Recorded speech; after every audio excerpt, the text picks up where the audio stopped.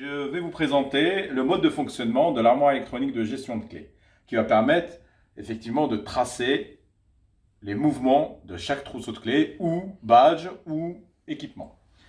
Alors, le principe de fonctionnement est simple. Pour commencer, vous pourrez personnaliser effectivement l'écran tactile avec votre logo. Lorsqu'on s'identifie sur l'armoire électronique de gestion de clés, on peut s'identifier à l'aide d'un code ou d'un badge, ou les deux pour augmenter le degré de sécurité. Donc, je vais m'identifier avec mon badge. Je suis autorisé à prendre les clés qui sont vertes, et les clés bien sûr avec le sens interdit, je n'y ai pas le droit. J'ai la possibilité d'avoir effectivement aussi le mode liste qui permet d'avoir la désignation des clés.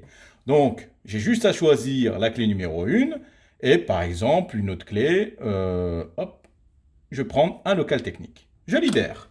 Et là, vous voyez, vous avez les LED qui permettent de vous dire où est-ce que sont vos trousseaux de clés. Tout simplement.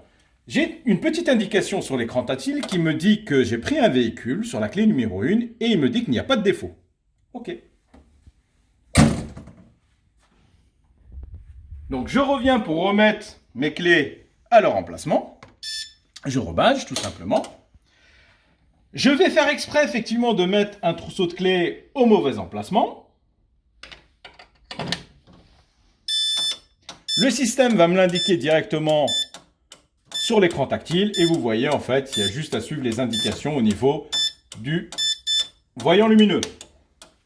Vu que c'est une locale, alors c'est une clé d'un local technique simple, il n'y a aucune indication à enregistrer au niveau de l'écran tactile. Bien sûr, si vous le souhaitez. Je vais remettre la clé d'un véhicule, donc en l'occurrence une Peugeot Partner, pour la démonstration. Donc vous avez un tas d'informations à enregistrer si vous le souhaitez. Bien sûr, toutes ces informations-là sont sélectives. En fonction de votre besoin, vous sélectionnez ce que vous voulez. Alors, avez-vous un défaut à déclarer sur le véhicule? Cette question est personnalisable.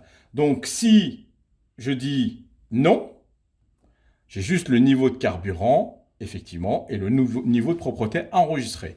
Vous pouvez rajouter le kilométrage, le nombre de litres rajouté si vous le souhaitez, la place de parking et un commentaire libre. Si j'ai un problème sur le véhicule, tout simplement, vous allez avoir des codes défauts apparents. Alors, ici, nous avons choisi simplement de mettre des défauts bloquants. Donc, c'est-à-dire que si je choisis de sélectionner un problème sur le pneu, la sélection bloquera le véhicule. Par contre, vous pouvez aussi rajouter des codes défauts non bloquants qui seront de couleur noire. Donc, par exemple, s'il manque du lave-glace, ça n'empêche pas le prochain collaborateur, effectivement, de prendre la clé, parce qu'il manque du lave-glace. Ce n'est pas un défaut, on va dire, bloquant. Donc, l'administrateur sera, ou la personne choisie, concernée, sera quand même avertie, effectivement, du défaut, qu'il soit bloquant ou non bloquant. Donc, je vais éviter de sélectionner, et j'envoie toutes les informations. Là, en l'occurrence, il me dit que le kilométrage initial est de 54 252 km. Pour lui, c'est pas normal d'avoir remis un véhicule sans avoir roulé. Bon, j'envoie quand même, je valide la réponse. Et tout simplement, toutes ces informations-là remontent à l'administrateur. Je vais vous montrer le mode de fonctionnement pour réserver une clé de véhicule ou autre. Très simple, vous allez avoir la possibilité de le faire directement sur le logiciel, sur l'écran tactile ou sur une application smartphone. Le smartphone est compatible Android ou Apple. Donc, j'ai juste à badger, tout simplement.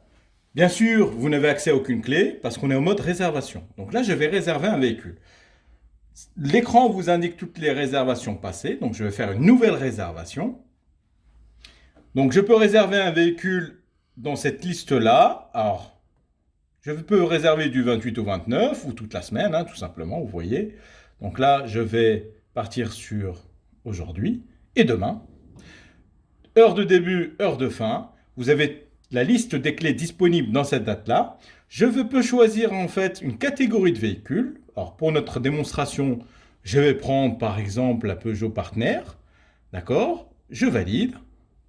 Il me fait un petit récapitulatif de ma réservation. Je dis oui. La destination, vous pouvez mettre la destination. Alors, soit elle est obligatoire ou en fonction de vos besoins, la raison ne s'affiche pas. Donc, je fais OK. Ah, il me demande quand même de la sélectionner. OK. Sauvegarde. Je valide. Et là, vous voyez directement, ça s'allume. Donc, je prends ma clé. Il me dit qu'il n'y a pas de défaut sur le véhicule. Et veuillez restituer le véhicule avant mardi 29 à 18 h.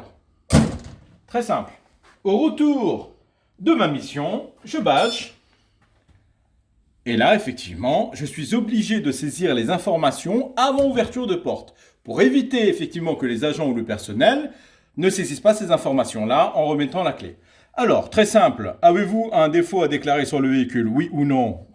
Si je mets non, vous avez le niveau de carburant, le niveau de propreté à renseigner, le kilométrage, le nombre de litres rajouté dans le véhicule, dans le réservoir, l'emplacement de parking et un commentaire. Si j'ai des défauts à déclarer, tout simplement, vous voyez, vous avez une liste de défauts apparents.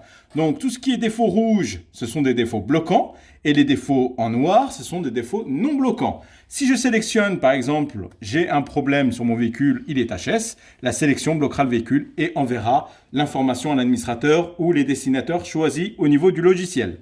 Très simple, je désélectionne pour éviter, mais si je mets rayure, ça le sélectionnera. Et là, on envoie toutes les informations. Il me dit, êtes-vous sûr de ne pas modifier le kilométrage actuel? Pourquoi? Parce que j'ai pris une clé de véhicule, je la remets, ce n'est pas logique pour lui. Donc, on va quand même valider. Et là, ça me montre l'emplacement où je dois la remettre. Et si je veux avoir les informations directement qui a pris la clé, vous voyez, vous avez le nom, prénom et la date. Je remets la clé, je ferme mon armoire.